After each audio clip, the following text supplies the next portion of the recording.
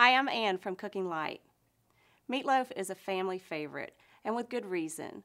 There's something very appealing about the soft, moist texture and the sweet ketchup-y topping that kids and grown-ups love. Put it on a plate with a side of mashed potatoes to dip each bite into, and everyone is happy. But most classic recipes use a combination of fatty cuts of meat. But we found a way to make over this classic while still keeping it moist and delicious. Here's how. So we're using lean turkey breast for this meatloaf, and when you're working with the protein that's that lean, you need to make sure that it doesn't dry out. So to prevent that, we're going to add a lot of sauteed vegetables, onions and mushrooms. I'm going to start by sauteing them in a little bit of butter. You want to make sure that you cook your vegetables so you don't end up with those crunchy bits of onions like my mom always put in her meatloaf, which I hated.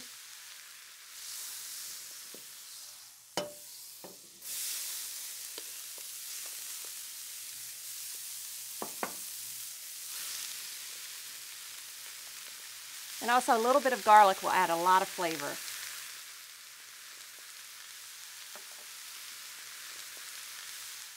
Now I'll add the cooled mushroom mixture to the turkey, and you want to make sure that it's cooled down a little bit. If it's too hot, it's going to start cooking the turkey the second it hits it.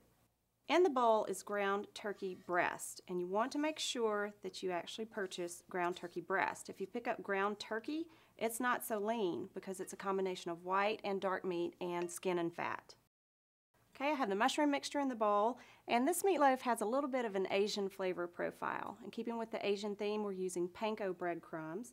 These are available everywhere. Egg, fat-free, less sodium chicken broth, some fresh parsley, and Worcestershire sauce is great for meatloaf. It adds a real savory flavor. Low sodium soy sauce. And now this is one of my favorite ingredients. This is sriracha.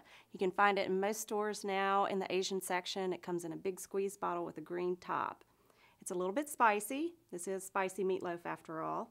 So if you're serving to kids or to people with sensitive palates, substitute an equal amount of ketchup or hoisin sauce.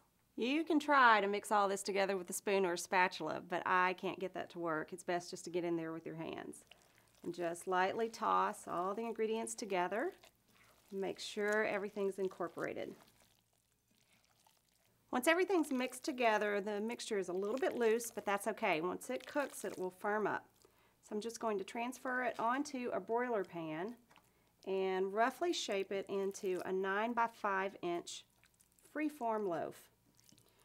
Shaping it this way instead of packing it into a loaf pan will help prevent you from compacting the meat mixture, which can make it tough. Cooking the meatloaf on top of a broiler pan makes it so that any fat or liquid that cooks out will drip down away from the meat so it won't get soggy. The topping for the meatloaf is pretty standard. It's ketchup based, and then I'm going to add some brown sugar to make it sweet, and a little bit of dry mustard, and a little bit of ground nutmeg. And then I'll brush this over the meatloaf. This just goes in the oven for 40 minutes and then it's done. This meatloaf is the foundation of a great healthy family dinner, and leftovers are wonderful on sandwiches. You can feel good about serving it because compared to the classic, it has 50% fewer calories and 85% less saturated fat and total fat. For more great tips on how to make over your favorites, pick up a copy of Cooking Light and visit cookinglight.com.